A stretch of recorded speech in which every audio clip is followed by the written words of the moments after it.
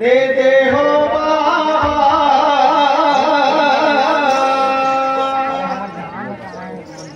नैना तरस गे मोरा दया धर्मला लिखे विधाता कोनो समझ नहीं तो पाया बोले गुरु घासीदास बाबा की सनातन धर्म की अंके जी बंके जी धर्मराज गुरु आवते अचानक के पंथी पालती बाबा के चरणों में हाथ लगावते बोले गुरु घासीदास बाबा की सनातन धर्म की जोगी बना के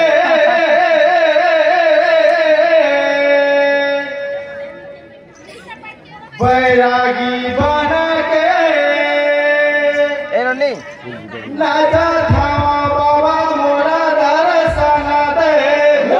जोगी बन के बैरागी बन के लाजा था बाबा मोरा जोगी बन के बैरागी बन के लाजा था बाबा मोरा जोगी बन के बैरागी बन के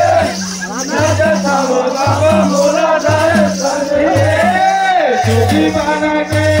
बैरागी बना के बाबा मोरा जोगी बन के बैरागी बन के बाबा मोरा जोगी बन के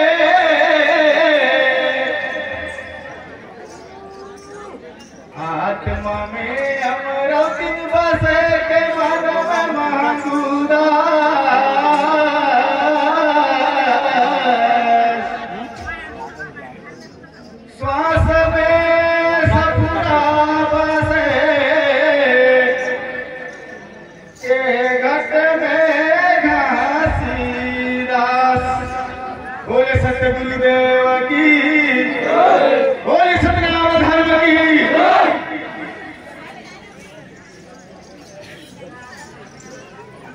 माटी मा पटाके माटी बने जावे रे काहे के गुमान काया के ना माटी मा पटाके माटी बन जावे रे काहे के गुमान तोर काया के ना माटी मा पटाके माटी बन जावे रे काहे के गुमान तोर चोला के ना पटाके माटी बन जावे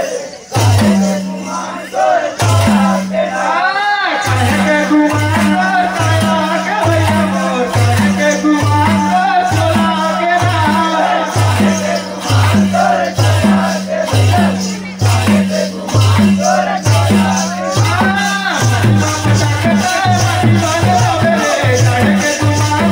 चोला के ना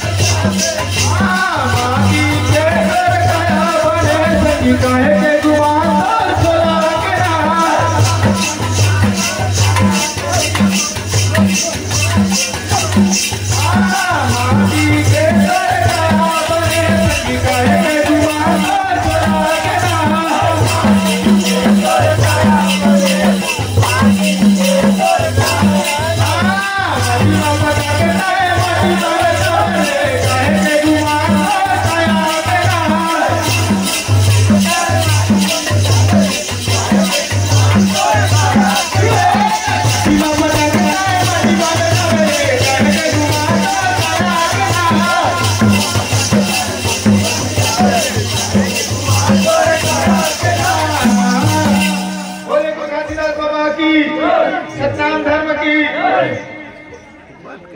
हरि प्रसाद पुरे जी की ओर से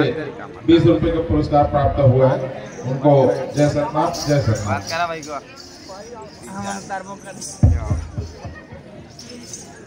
नंबर दिया वाला चालू है वो वाला मजा आते कर ले वाला कितना देख दिया वाला सुन ना लेकिन सही बात है यार गुरु कहां से डाल दो आज जय सतनाम हो करो भेटवा एकरवा देखता आखिरी पंक्ति पार्टी आभार निवेदन करत हो। आज की आखिरी रात एक पंक्ति पार्टी है वो देख के जरूर जवाब बोले कोई घासीदास बाबा की सत्यनाम धर्म की। अभी आओ एक बार चाय आते बैठा तो तुम्हें सत्यनाम को अगला पंक्ति पार्टी सब कुछ और की जाए गुरु के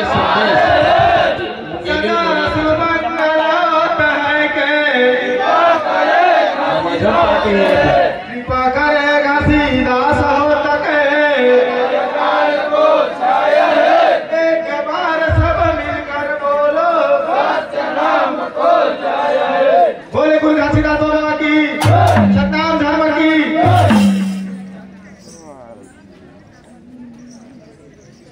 देखत